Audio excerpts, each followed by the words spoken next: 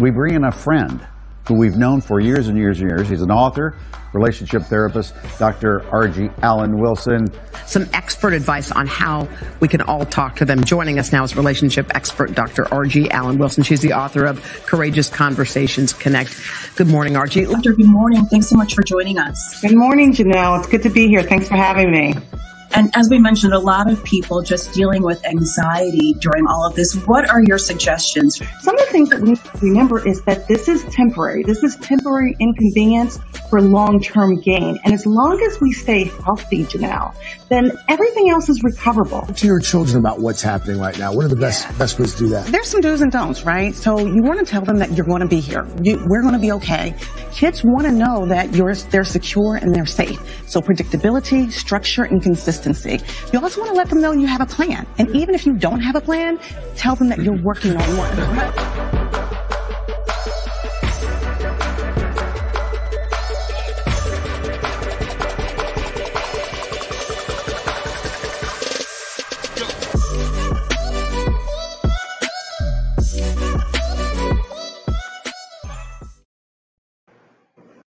And good morning, crew. This is yours truly, Dr. RG, for the Courageous Conversations Connect space. We are having our quarantine talks, and although everybody's not in quarantine, we're still having our quarantine talks. So good morning, welcome to the show. I see a lot of people. I see China and Larissa and Stephanie and Gail, and so welcome IG family, welcome YouTube family, welcome Facebook family. If you haven't done this yet, tag a friend, share this video. Let people know, we've been doing this for 17 weeks. We took a little break last week, but we're back. And this is our community give back in the midst of, right now, two viruses, right? COVID-19 and systemic racism. So, boy, do we have a treat for you. And so we are going to take a quick break. And when we come back, I'm going to introduce you to who is very, very dear to me, my brother from another mother, Charlie Lewis. So stay with us. We'll be right back.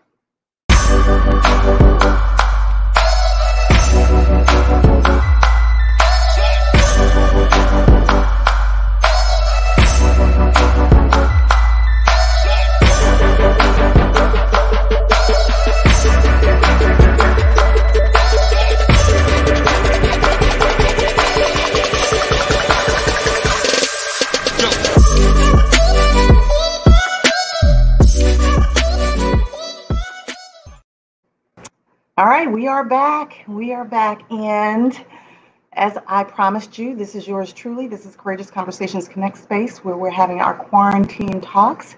And as I promised, we have a treat for you. So I get to engage with my good friend Charlie Lewis quite frequently. And we just last night, where I was just on his show, the Charlie Lewis Show. And usually I'm the resident therapist that comes on Tuesday night. And we had a riveting conversation. It was really, really good. So we're going to kind of continue that conversation today. But I just want to introduce you to someone who's been near and dear to me, a friend of 30 years. And people sometimes can't stay friends for 30 days, let alone 30 years. And so he is the face of the Charlie Lewis Show, but he is also the new president for Howard University's Alumni Association. So without further ado, and real estate broker extraordinaire in New York City, please welcome to the show, my good friend, Charlie Lewis. Hey! I tried to match your eyewear with my color blue, with your eyewear. You tried to match my eyewear. Yes, you're blue. Yeah, I got to turn you up. You're blue. Oh, okay. I appreciate that. Since you bleed blue anyway, right? You know it all day, every day. What's happening? Oh, my goodness. Hey, listen, we are about to have a great conversation like we did last night. So welcome to the show. You know I love you very much, and I'm excited. We've been doing this for a while, right? But for some reason, you've not been in the morning. I don't know. Maybe you're not a morning person or something. Oh, no, I'm not. I'm not. Listen, Morgan said, did you call and wake Charlie up? No, I'm a night owl. I'm a night owl. That's why I do my show at night. No, I said he liked something that I posted, so I said he's up. He's up. Yes. So listen, we have a great show this morning planned, and shake the cobwebs out because we're gonna get going. You got your little Java. I see you love the way you live mug. I got you. We're gonna have a great conversation, but since you've been on a couple of these shows, just kind of viewing it. We do our breathing exercises in the morning, right? So we say who we're breathing for. If you want to give it a little prayer, that's fine too. For a lot of weeks, I was breathing for the families of George Floyd and Ahmaud Arbery, Breonna Taylor, and then Rayshard Brooks. This week, I'm breathing for the babies, these children who during July 4th weekend and their families were shot down. I don't have all of their names, but there were 6 between the ages of 6 and 14 in Atlanta, in Alabama, in DC, in Chicago, in New York. 6 children, just drive-bys, for no good reason. So I'm breathing for their families. Who are you breathing for? I'm breathing for Kevin Brady, who is my classmate, who passed away last week from COVID in Georgia. So I'm breathing for his family this week. He had a seizure, and then, of course, he had heart complications. And so he passed away 20 minutes off after he spoke to his wife, who she thought was in good condition. And that was, he knew he was going to have some problems, but she didn't realize that he was going to pass away, of course. And then I'm also breathing for another home person in Georgia, Coach Hill, who has been the longest basketball coach in the state of Georgia, which is in my town. He's been in the hospital for 30 days. Breathing for him.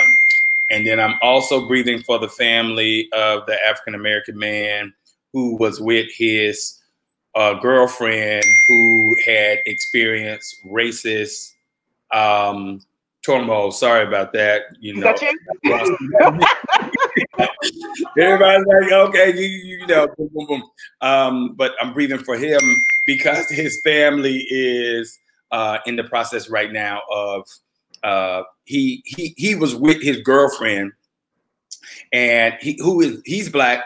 He's raised, well, he's mixed. He's mixed, but he's black. And he's a white young lady, and they were out late at night, and then they were getting taunted by a gang of white guys, and he shot at the car, which is legal in Georgia, because he was afraid of his life, and it accidentally hit one of the passengers.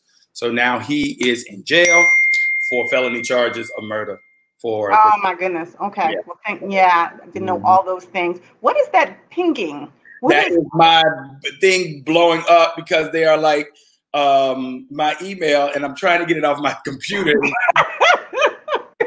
And they are going there killing me. They're healing me right now. And I'm like, stop texting, please. Stop texting. Well, that's right. Hey, listen, when you're doing all these things that you are doing, all these wonderful things, that's what happens. People try to get at you early in the morning. But thank you for those things that you're breathing for. Crew.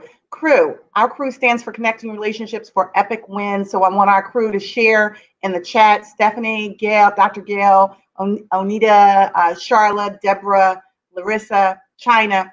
Tell us who you're breathing for. It's about 10:10, so this is a great time right now. I want people to put their middle finger to their thumb or their hands over each hand on their lap or to their side. Kind of get relaxed. Get your back straight and erect. And when I count to 3, I'm going to ask people to breathe in through their nose and out through their mouth. I'll hold my fingers up. We'll hold it for 8 seconds. Typically, we do that to honor George Floyd, and never forgetting the brutality that occurred for 8 minutes and 46 seconds. And that's happening in places and spaces all over the world, even when we don't have videos.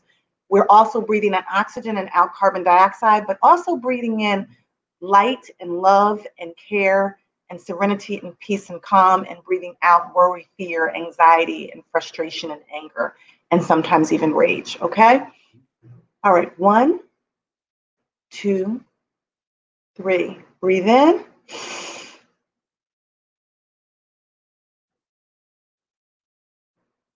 Breathe out. Breathe in.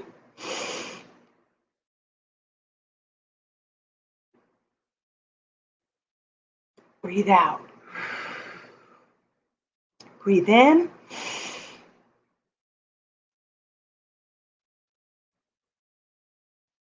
Breathe out. Breathe in.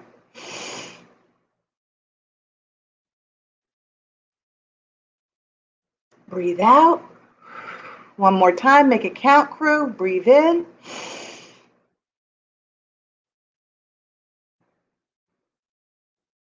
And breathe out. Don't go to sleep, Charlie. Wake up. That was good, right? That felt good, didn't it? Turn your mute. You're muted. I need to do more meditation. Mm-hmm. You know, exactly. I just joined. I just got my Peloton bike. Okay. I don't have it yet. I ordered it, so it's coming in August. Carl got me on it, so but I can still do now some of the exercises. So I was doing a meditation the other night, and I was like out like that. I was like, yes,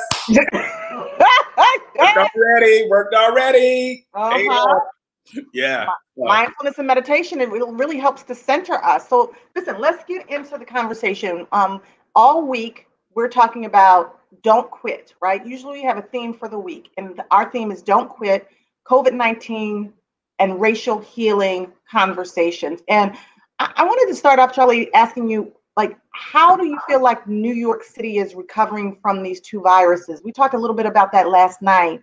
I sometimes see your posts. You started, the Love the Way You Live and the Charlie Lewis Show, really educating people about what was going on, because New York was the hub of and the epicenter of COVID-19. So many people were coming in. They seem to be doing pretty well, meanwhile back at the ranch over on the West Coast, not so good. So how are you all doing?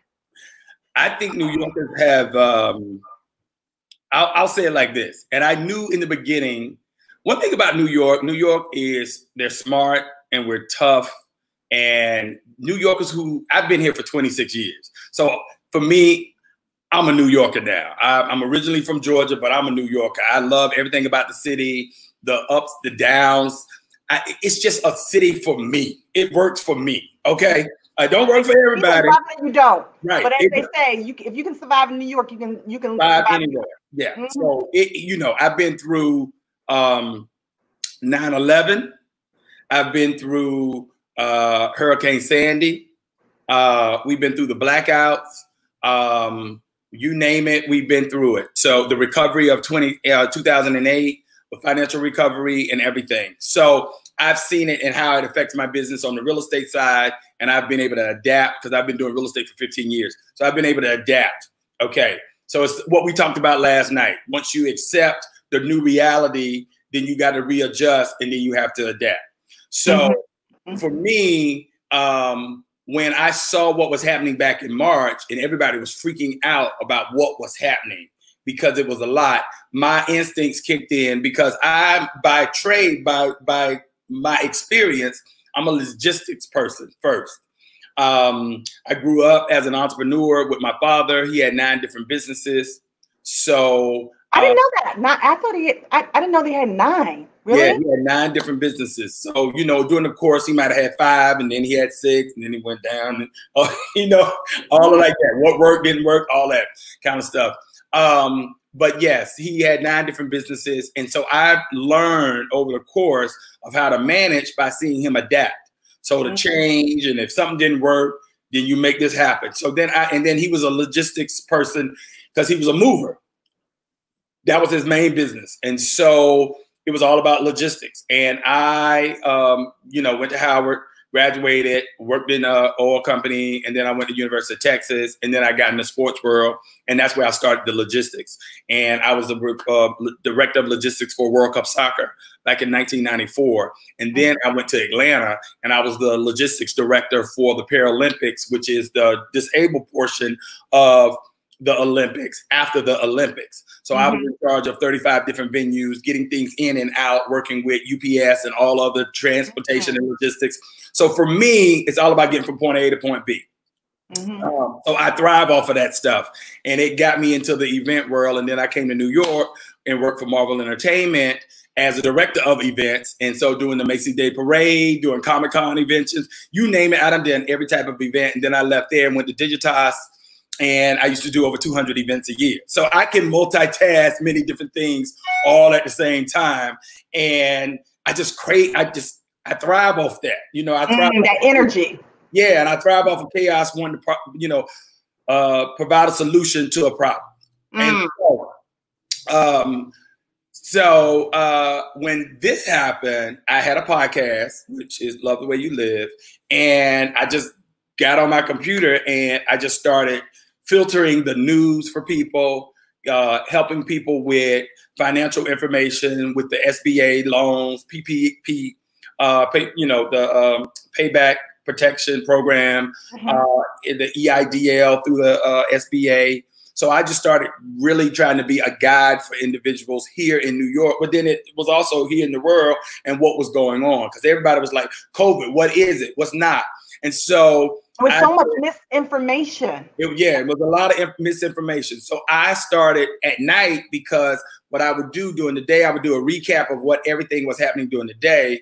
And I knew people were really trying to adjust with their kids being home, trying to homeschool, trying to do their work, trying to figure out, trying to get groceries. It was just chaotic for a lot of people. And a lot of people don't thrive in stress. I love that type of environment. Y'all always use me to plan events and stuff for us. Our fearless leader. So and it's just like, okay, I get it done. Don't worry about it. So, so fast forward, I used to do a recap, and I would, try to keep people positive, and I would say, okay, this was what's said, but this is the reality of what it is.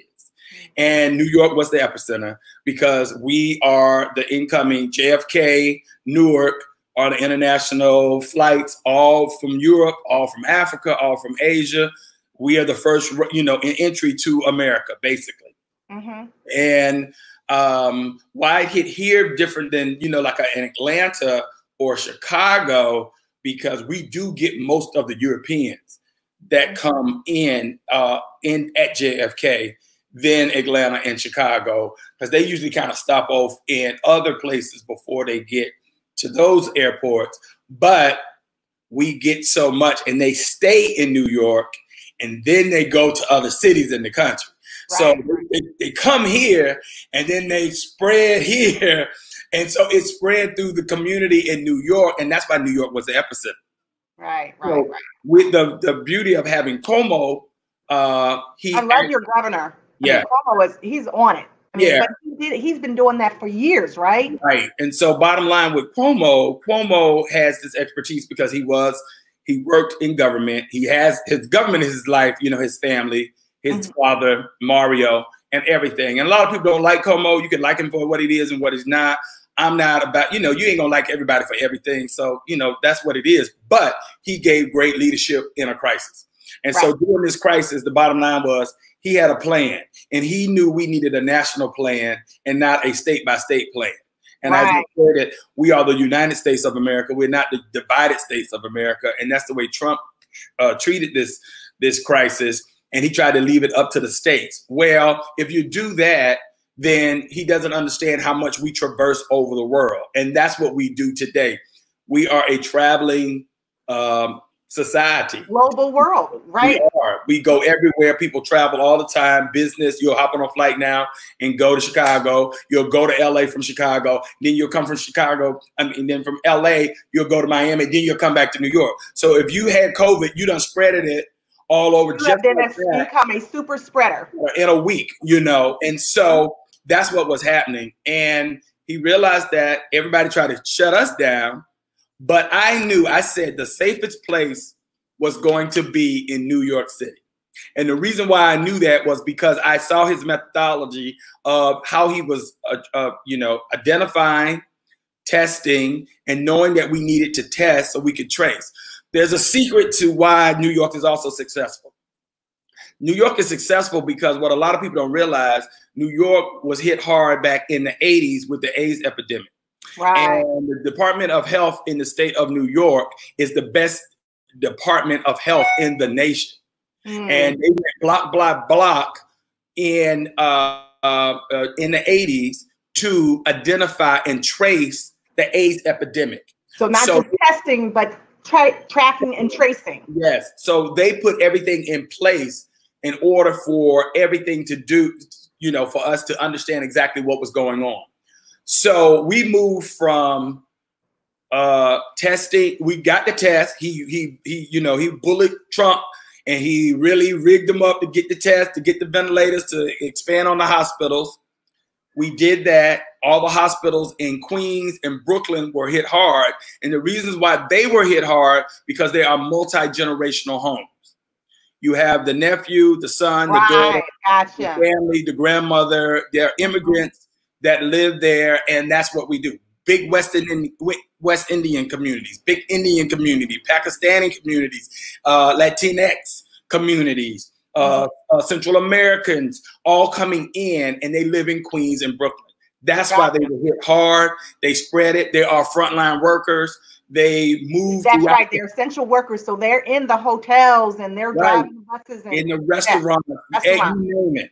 So that's why they were hit hard. And when you look at the map, you could see exactly how New York was attracted. I mean, how it hit New York. And it was in those neighborhoods, I call them far out Queens, deep Brooklyn. In the city, not so much. The Bronx also too. And they realized that, and that's where they attacked the problem, and they got into it and fixed the situation. So New York, that's why we had a lot of deaths. You had at one point in time, I think 808 deaths was the highest that it got in a day. This is a lagging thing. It lags about 2 weeks. And then there are a lot of people who were dying at home also too, because of blood clots and stuff like that. So fast forward, April and May, I live right on Fifth Avenue. It was murderous of just hearing siren after siren after siren. So we realized, so from the psyche of a New Yorker, you heard the sirens, you witnessed it on television, you saw the news conference, it was real. You were living it right in the epicenter. You saw it, you really witnessed it. And I knew that the rest of the nation would not take it seriously because it was not hitting them hard, because it wasn't happening in mass. So even though they locked down, they really didn't lock down like we locked down. And when we locked down, we knew New Yorkers are very savvy. We knew lockdown now because we're going to want our summer, because we don't get summer that often. And when we do summer hard. And so I think what happened, we got locked down, and we really were locked down. Everybody else was locked down, but not so much. And then they were like, well, I don't see any cases around me. I don't know anybody. So it's not happening. So let's just go. And so they got the COVID fatigue, which we talked about last night. And they said, oh, we're just going to go out and we're going to party and we're going to do what we normally did. Go to the beach. Yeah, and go to the beach and everything Now, today, as you can see, we have done everything that we were supposed to do. And our cases are we average on 240 cases a day in New York at a 9.3 million people. That's awesome. Yeah, and in the whole state, 550. And I track it every day because I want to see exactly where we are and where we stand. We're in phase 2, which is, we're in phase 3 now. We started this week, which opened up the nail salons. Is that green? Is that green? I don't know how they do it. Every state has it different. You see, every state has it different. So, but bottom line is here, nail salons now. Barbershops were part of phase 2, but now nail salons and, massages, parlors and stuff like that, phase 3 We're in that now. Restaurants were open for indoor dining, but Cuomo pulled indoor dining out of that because he realized it's all about the air circulation, the ventilation, right. And it's about basically being open, because that closed environment is what spreads the virus a little more. You need to be outside. So that's where we are now. We're doing extremely well. You see, I would say 95% of the people with masks. It is a mandate in the state of New York. It's not an option that wherever you go, you got to have your mask on. Everybody abides by it. You don't have all these, really, you don't really see the crazy outbreaks of people saying, I'm not wearing a mask, or whatever the case may be, because it was hit so hard here. And that's pretty much it. So I think you have seen us, and now we're looking at the rest of the country, and we have barred everybody else from coming into New York because we don't want people to spread the virus. So yeah. So you guys are doing great in that respect. And my concern sometimes is that people someplace else are going to come to New York because you guys are doing so great, and then they'll become your super spreaders as well. But I also want to, Charlie, when we think about the collision between COVID-19 and the systemic racism and unrest, I want to highlight a couple people that I think were definitely prophets. For example, MLK said riots are the language of the unheard.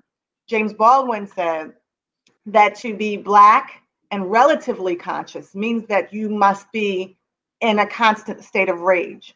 Dr. Maya Angelou said, and still we rise. And so as a Black man dealing with watching all of the coverage and experiencing it, in real time, because for many Black men, from what I hear in my practice, and of course I'm married to one, and my father is one, my best friends are one, that you feel like you're on an attack.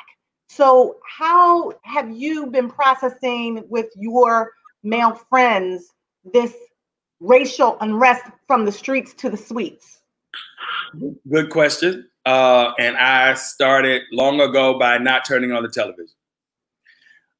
Because when I basically parse out and curate my day to save my sanity. And by that, I pick and choose what I want to read and what I want to look at. So there are a couple of things I do not do. I do not turn on the television during the day. I do not watch videos that people send me. Oh, we talked about that when people were sending all the videos and you love it, right? So I do not do that. I protect my, I know what sources I can go to get information. And usually if I post something, I'm posting it because I want others to know information and not that I read other people's information for social media. So it's very rare that I'm going to Facebook to get information. I know what sources to go to get information. So I've been able to curate my life, and the people that are in my life, the men that I associate with, do the same thing. So I can curate with my brother Carl and brother Paul, and we can talk about things that are happening, and we know how to keep our sanity in check. All right. Now, fast forward, Black Lives Matter, everything that's happening in the community here in Harlem. I see it. They're speaking of the community. I'm on your show right now. If I was not on your show, I would be at the Black Lives Matter Plaza, which is at 125th and Adam Clayton Powell, because our brother Paul Lewis Long is unveiling the Black Lives Matter on the streets of Harlem today. Oh, really? Okay. Yeah. And awesome. He's speaking because he has the Long Gallery here in New York, and they are speaking from the art exhibit that he has up in his gallery, which is 2 blocks from Black Lives Matter Plaza. So I would have been there in Harlem today and with him and going through the streets of New York and all the protests that we've had here. We've been able to curate on different levels. He has been working through art. I've been working through communication of individuals and giving them a pathway of how we take it to the next level. So I've been working on the political side per se, working with trying to craft and create our message for how do we respond. In addition to my company came to me and asked me to speak in regards to Black Lives Matter at a town hall, and I rejected it because they wanted me to speak for 2 minutes. And I said, a whole me? A whole me? And a whole me? And you want me 2 minutes? That's an insult. No, so that was an insult. After living for 53 years, you want to hold me to give you 2 minutes? Nah, so I don't fall for the okie doke. I told him, call me on part 2 when you really want to talk about what's happening in the Black community, if you really are sincere. Mm-hmm. And so you just got to know what to get yourself involved in order to keep your sanity. Because there's a lot going on. You can get tired of the whole dealing with COVID, and then get tired of, dealing with the racial strife. But you know what? I'm a Southern boy who had a father who told me the difference between Black and white and what I was going to be faced with. And I thought back then, I used to say, Dad, it's a modern world. He's like, yeah, just grow up, just live. Keep living. Keep living. You'll understand everything that I'm telling you. And I tell you, I am proud that I had a Southern father who was 40 years older than I was a baby, and who had lived this. He was born in 1927. So you can imagine everything that he was going through. And when I think about that, it's interesting, 27, I'm 53, he 53, and that was 1980, he was 53. You can just see all the stuff that he's went through from that year to then. I mean, I haven't even been through half of the stuff that he witnessed during his time. So, I take his words every day, and I understand exactly what we're fighting. And I understand that I don't give anybody power. I take the power. So I dictate what I want to get involved in and do. And I understand what this race relation situation that we have in this country. So I love it. I love it. So we're gonna take a quick break, and when we come back, I want to hear from some of our crew. They may have questions for you about what you're experiencing, and many of our crew, they're dealing with some of the same things that we're dealing with. So stay with us. We'll be right back. And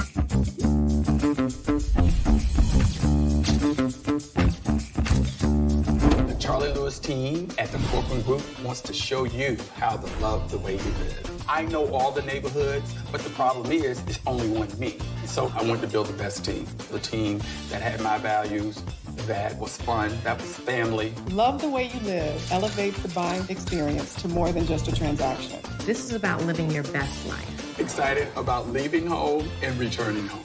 We have the accolades, but it's more than that. We bring a certain cachet to the table based on our professional experience. When you're working with a member of our team, you get the accumulated collective knowledge of the group.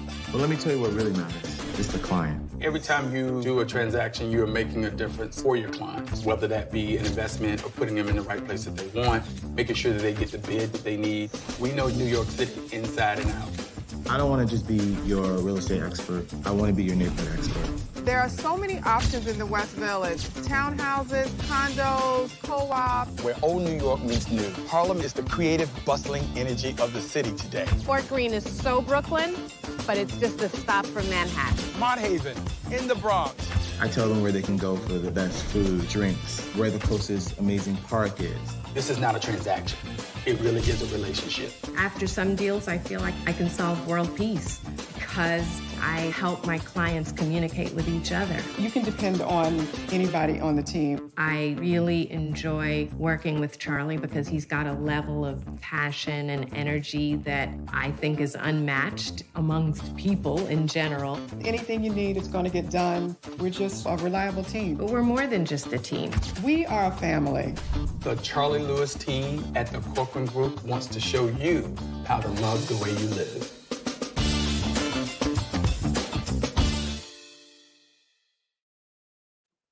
All right. I love it. I love it. Hey. So listen, we are back.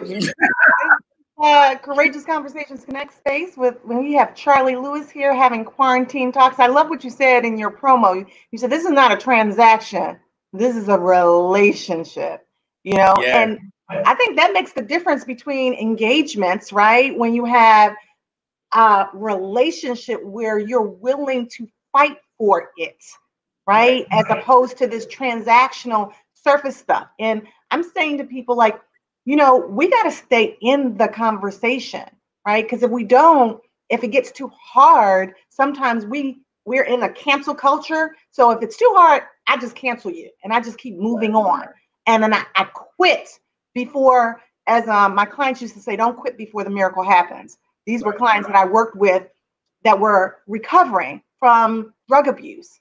And it was hard, but just because it's hard doesn't mean that you shouldn't do it, right? And so I want some of our crew to share their stories. And as they share in the chat their stories, I want you to share a little bit, Charlie, about one, your new role as Howard University Alumni Association president, and how this is not your first time going out for president, but you didn't quit. What are your plans for us? And just talk about your experience. Wow. You know, thank you for that question. Well, the first time, just correction, I ran for Board of Trustee. Oh, Board of Trustee. Yeah, and that was back in 2017, and I lost by 10 votes. So I didn't take this election lightly, and I know we're in the midst of a crisis. So I knew that I had to really galvanize individuals and really make people aware of the election and what was going on in order to get people out and to vote. So yes, I won, and I won about 50% of the vote for the most part. So it was a resounding yes to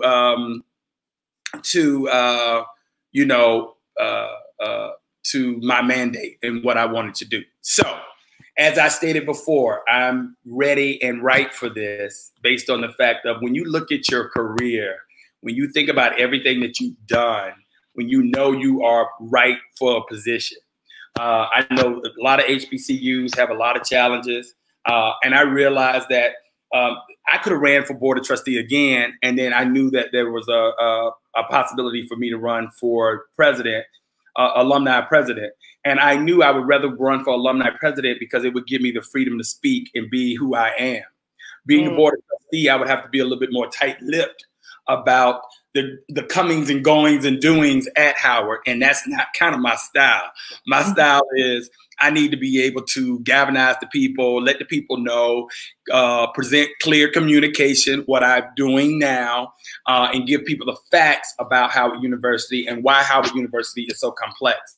What a lot of people don't realize about Howard is that Howard University is 13 schools and colleges. We're not a small institution. We're not a college like Morehouse and Spelman. We are a university. So we have 13 schools and colleges, but then we also have 4 additional built businesses on top of that. So it's like 17 different businesses. You add the athletic department, you add the hospital, you add the School of Communications, all the television stations and everything like that. In addition to, you add the law school campus and the divinity school campus. So you have 3 different campuses, and then you have all these extra businesses and these colleges and universities within it.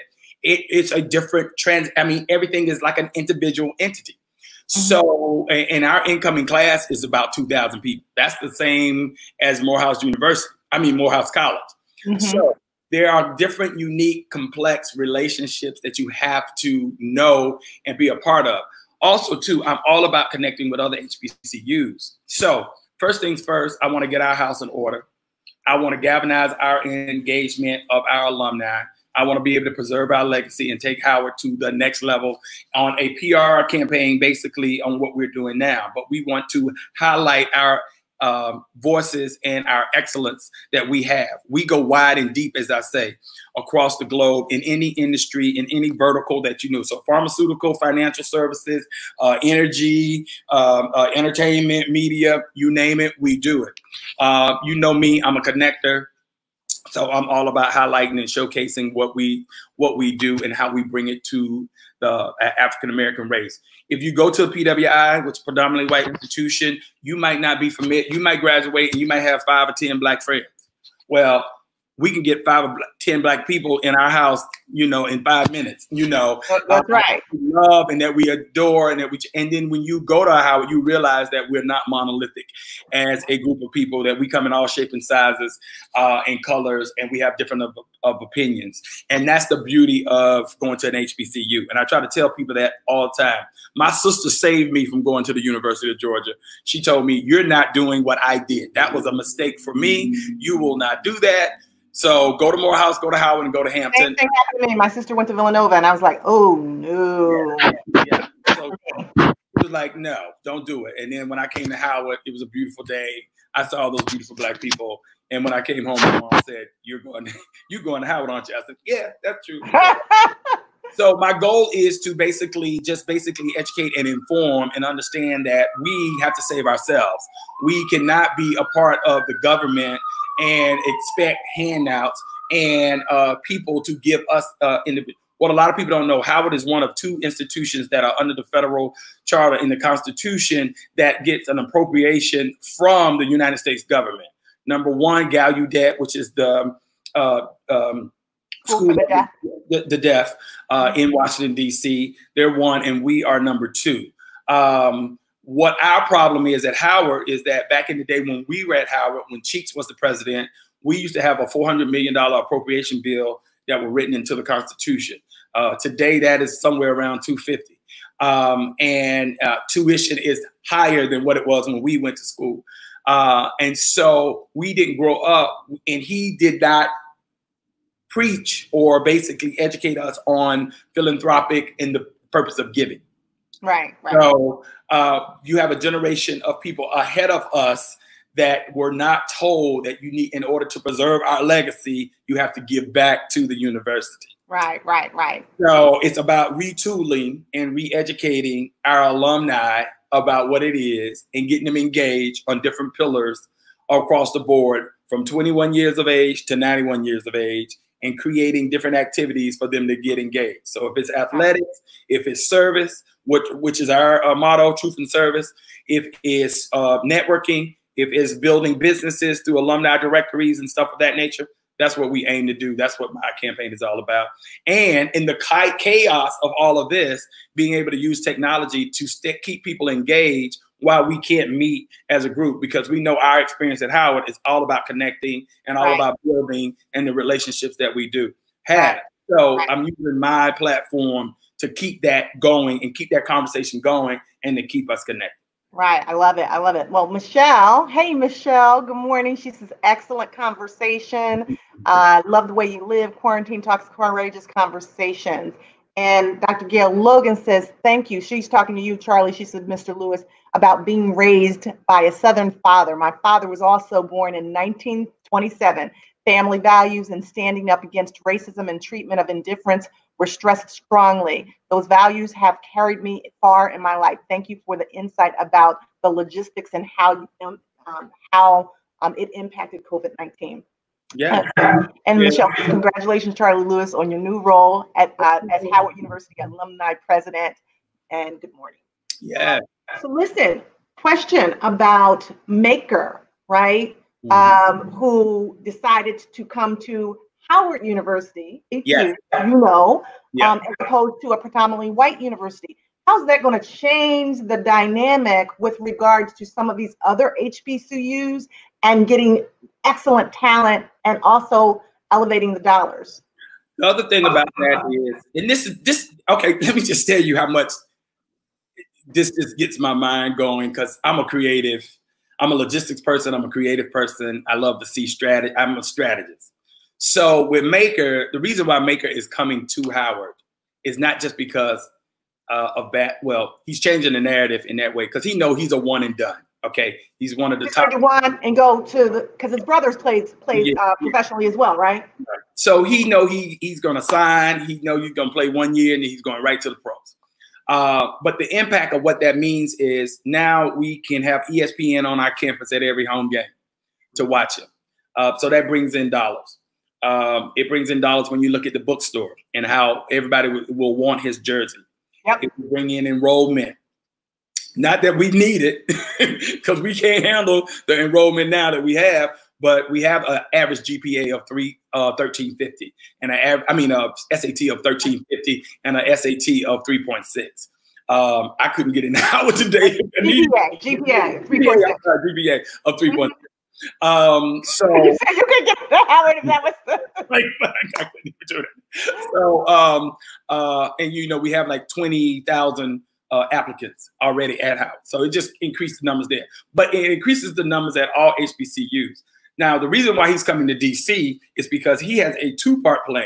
It's not just because of that, but it's also he wants to talk about being a refugee because his family is from Sudan. So being in Washington, D.C., what do you have? Congress. What do you have? Access to congressmen in order to get his narrative on point. So his father is very smart. His father came to the State of the Union address during homecoming last year. He was introduced. He sat down. He understood what Howard was all about. He saw why if you're going to go out in the world and you're going to create and you're going to build, then be with the best. And that's why he's coming to Howard. And DC is a backdrop of that. And so that is the difference also, too, of how we get in the news. And sometimes we get good news and good press and bad press because we're in the media capital. So basically, he's using his platform in order to elevate the story of the narrative of what you can do as an African American. So all these kids that play AAU ball now can also, in addition, play AAU ball and make sure that they have a plan and a platform how they can go out and build in the community. What's up, Mr. Morgan? Hey, what's up, bro? What's going on, man? You know, here, getting a sports conversation. Quick question, I'm off. Yeah. Is this strategy sustainable? My question is, because we're starting to see a little uptick. Go ahead. We're starting to see a little uptick of other athletes making this move, top tier, what I call blue chippers, All-American, McDonald's All-American athletes starting to make this move. Is that a sustainable plan? And you're right on point. It's going to change the game in terms of competing for those advertising dollars and really putting the top tier HBCUs on the map big time, you know? And let me just add one other thing too. I also am aware, all of a sudden, trust and believe, you will then begin to see the PWIs, right? Change. The NCAA will all of a sudden find those dollars, start paying the athletes to now compete with the HBCUs who are getting those advertising dollars. So that'll be the pushback. And, you know, what can we do as HBCUs to combat that? That's what's going to happen now. Just want to get your take. Yeah, the thing is with basketball is different from football. Basketball, he just asked the question and go. I love it. So with basketball is different. Basketball is you only need one or two players to really make a team and then a supporting cast. Football, you'll have 100 people on your team and everything. So COVID exposed basically the NCAA for what it is. So all those teams in the SEC, Alabama, Auburn, Georgia, all of that, without them having a season, it will expose what and how they run their universities and their institutions. We make their institutions. Their institutions don't make us. Exactly. If all of that talent left and went into an HBCU, it would change the game overnight. However, the problem with the HBCUs, you have to look at the top 10 HBCUs and look at our facilities. That is what keeps us back. Okay? If our facilities were up to par, then we will be able to do more than what we do today. All right. So the question is, can you get it up to par in time to stay competitive? Yeah, you can. I mean, you can raise the money right now. The money is being redirected. The thing is, you have two things going on. You have a health crisis, which is COVID, like I said, that exposed all of this. And then you have Black Lives Matter on top of this with George Floyd that helped understand and put a mindset for Generation Z, which is different from the millennial generation. The millennial generation is saying me, me, me, me, me, whereas Generation Z is saying we. You know, it changed from me to we when they're collective, and they understand that, which I think is just great because it's all about timing on when you grow up in life and how you see the world and how you envision the world. And these kids understand now that they can have a platform. So Maker is really showing, and he's ideal in showing how to do this the right way. But also, too, he has a great role model in his father. Right. Other key, and then also, too, what's good about basketball that's different from football is that what we don't see. I mean, this conversation can go on forever, y'all. But what in AAU ball is now backed by a lot of the NBA players' sons who are playing in these elite leagues all over, and they fly all over the country, going here and going there. But they're not making millions at that level. They're making their elevated dollars. You know, they're elevating now to the NBA. So before the NBA were brothers who were playing on the streets of New York and Chicago and going to these leagues. And then AAU came involved, and now they got trained facilities and all of this stuff. And so these kids are going to the best schools. They're getting great education. They are wealthy, and they have their own independent mindset, and they have fathers who are there. And you can see the difference between the NBA and the NFL. The NBA is forward thinking, whereas the NFL has that plantation thinking, because the NFL is built on boosters. And so when you deal with 100 kids that are growing up in a lot of poverty areas, and they have to, and you weigh 350 pounds and you got to eat 5 meals a day, you'll eat a family out of house and home, literally. So parents are not being able to keep up with that. So they'll say, oh, we're going over to the coach's wife house and get fed. So you're growing up in a different mindset. You're being indoctrinated. What you're doing differently than the NBA players who are keeping these kids close to home, who are growing up and seeing how they can make a difference. So what I love about Maker is that if you go to his IG account, he stated, "I'm going to tell you when I'm the reason why I came to Howard. Not that you don't need to call me. I'm going to call you and tell you what." So he put that on his IG and said, "I'm coming out and I will give you an exclusive to ESPN on July 9th, which is tomorrow, to talk about why," and which is significant to it's the South Sudan Day of when the refugees were free. And that is a historical day for his country. And he's setting the narrative. And that is what impactful. That's all change the narrative. Good strategy. Good strategy. Yeah. Thanks. Appreciate it, Charlie. I love that. I love that, Charlie, with regards to us being able to tell our story. And us being able to set our narrative, not having other people create a narrative. And in particular around these hard conversations, what has been happening, and I don't know if this happens with you, I want to shift for a moment around white people calling and saying like, hey, are you okay? And or there's been radio silence with some white people who, for a lot of my young people, are pretty upset because they're like, oh, I thought we were friends, but I haven't heard anything. Or they're looking at their IG accounts and their social media accounts, and they're not seeing the solidarity. And so, that's a challenge for where we are, because like you said, the Gen Zs, they're into accountability. When they say we, what they mean is that you can't, and I've had a client say, if you can't say Black Lives Matter and my life is Black, then you're saying that I don't matter. And if you don't stand in solidarity with me, then that means that you're against me. So what say you about that with regards to how either young people are talking or even older people and bridging the gap? Because everyone is seeing it from a different worldview, and if we move away from the conversation, then we don't advance. Look, I'm always been a person that realized that you have to talk about race, and I always, to my white counterparts, I always talked about race. I never shied away from it. In corporate America, I never shied away from it. I've always been authentic in my life to who I am. And I go back to my father. I had a great role model. And you got to just tell it like it is, as he would say. And sometimes you got to use some SHITs and, you know, some DAMs, as he would say. And you just got to let it be known who you are. So my white counterparts who called me up during this time, they said, you know, hey, how you doing? What's going on? I understand. You all right? You good? And I said, yeah.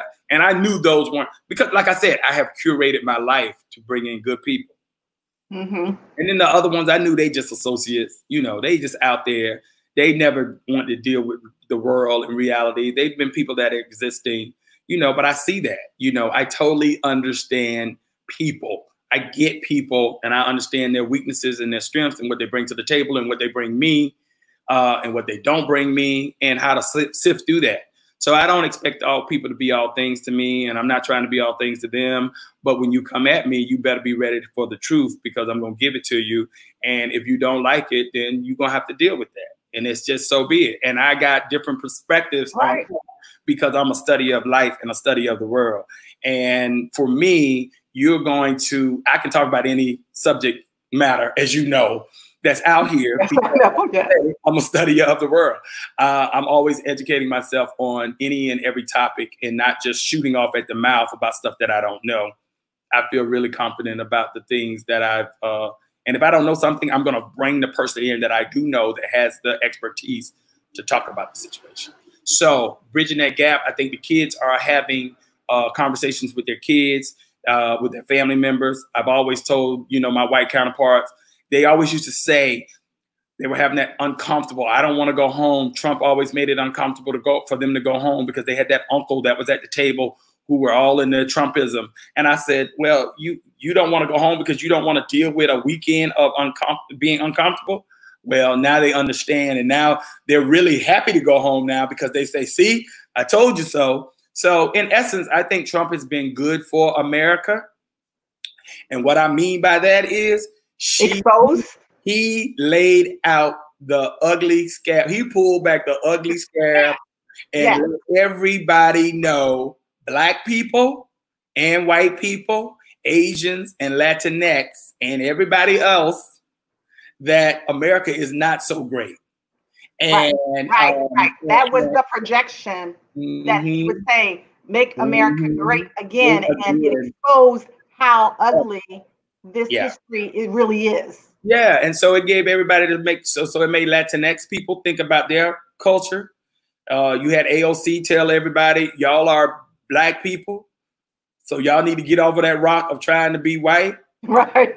And that Black people know you haven't arrived, and just because you live and you work up in the C-suites, you still got pain and agony, and they're gonna treat you as Black, and so you need to stop trying to play the game. And white people, y'all need to understand that y'all benefit has given you the privilege of what you work, has given you that benefit to be able to walk this earth free of any strife or pain and suffering. And so now these last 4 weeks, their complexion. Yeah, they had to endure and come to grips with, and a lot of them don't want to come to grips with it because they don't want to believe, because the history books has failed us all. And until America can tell the story and actually let everybody know, and these history books can be written, so we can really tell and apologize to what's been going on to us and our people, then we're gonna have that problem. So yeah. Charlotte says that's true. True color was shown. I do think that there has been a reckoning, and I think that this collision, this intersectionality between COVID-19 and the George Floyd moment, which I feel like I call it the Emmett Till moment, where everyone got to see in real time, almost because of social media, how ugly this thing called systemic racism and social inequity and injustice, how ugly it really is. And people it's like a bad movie or an accident. People really couldn't look away, so therefore they had to experience it. And now we're dealing with the fallout of it. And it's bottom line is you got to put the pressure on. But I'd say, they white people knew that the power was not in politics back in the 80s, in the late 70s, early 80s, when we started taking over mayors. I call it the Jesse Jackson era, Andrew Jackson era. Now, who got it right? Andrew Jackson got it right, because that's why Atlanta is what Atlanta is. Mm-hmm. He used that airport, and he saw how economic dollars were needed to be put in place, and that's why Hartsfield-Jackson has the most vendors of African Americans and grew that particular city in numbers that other cities didn't do. Detroit didn't see that through Coleman Young. DC saw it through Mayor Berry, because when Mayor Berry was the mayor, everybody in the city of DC had a job in the summer school programs, and all of that had a job. Mm-hmm. Some mayors did it better than others, but I would say Andrew Jackson was definitely the leader. And then, of course, Mayor Berry went into his whole vice issue. But that's why people loved him so, because he had jobs and Black people were working. And it wasn't about the politics. It was about economic dollars. And white people said, okay, y'all can go to government because we own the dollars over here. And so what we have to do is what Rashad Robinson with Color of Change is doing, which is putting the foot on the neck of corporate America and exposing people like Facebook for being complicit in this thing called hate speech. And so the month of July, all these advertisers have backed out. But, Zuckerberg thinks that, okay, well, 1 month in July, they'll be back in August, but you got to keep your we got to be consistent on the net, and you got to be consistent. So, and that goes back to what Morgan asked was, is it sustainable? Yeah, if we don't put, we don't quit. Yeah, we love to, the thing about Black people, we just want equality. We don't want revenge. We want equality, and we are so easily duped just when we think, oh, everything is going good and everything is grooving, We can't be that way, because you have to apply the pressure.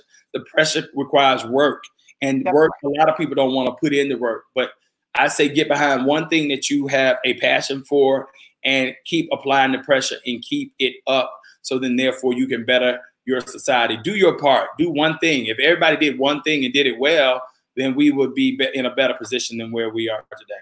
That's right. That's right. I was going to ask you to share one thing in the end of the show, and you just did it. You just did it. You said, which I'm grateful for, because it's right in line with the sermon that Pastor preached about, do your thing, right? One thing that you do, what's your part of the gate, your fence, your role, your specialty, your expertise, and you get in there and you be consistent with that, and we all do that collaboratively together. We can move this needle. And Cynthia says, Charlie Lewis is filled with so much knowledge. I'm so impressed. How can I hear from him often to continue to be educated? And you say what, Charlie? You can tune into the Charlie Lewis Show on Tuesday, Wednesday, and Thursday at 8 p.m. on Facebook Live. You can like my page, Charlie Lewis Show. Morgan has that wrong. He has the Love the Way You Live show. It's the Charlie Lewis Show, Morgan. That's my tagline, Love the Way You Live. But it's the Charlie Lewis Show. And if you put, I sent you a text, Morgan, but I sent you a text. Just look at your text. Okay, all right. But it's the Charlie Lewis Show. And you can like that, Cynthia, and we will make sure that you can watch me every night. Tonight, I have Mary Elliott, who is the historian curator from the National African American Museum, and we're going to be talking about slavery and our history and what they're doing right now from the museum's purpose of for Black Lives Matter. That's gonna be good. He's another Howardite, and I also have to big up the other Howardite, Nancy Lyons. She was the one that came up with the whole Black Lives Matter painting in DC that has now trickled. Yeah, that's right. So to see how Howard is always in that thing, so we keep it going. Yes, the Charlie Lewis Show, Morgan. The Charlie Lewis Show.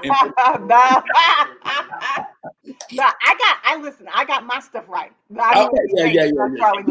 Get your producer right. Get your producer on it. Oh my goodness. Well, listen, we love you. We thank you. This was a great show. A lot of good education. I know that, you're going to have some more people from our crew on your show tonight, the Charlie Lewis show, and just keep giving us the information. Listen, truth, love, light, truth, and accountability equals hope and freedom. And you are that to me. So I love you and thank you. Thank you, my sister. Good seeing you. Take care. Bye-bye. Thank y'all for tuning in. Thank you guys. All right.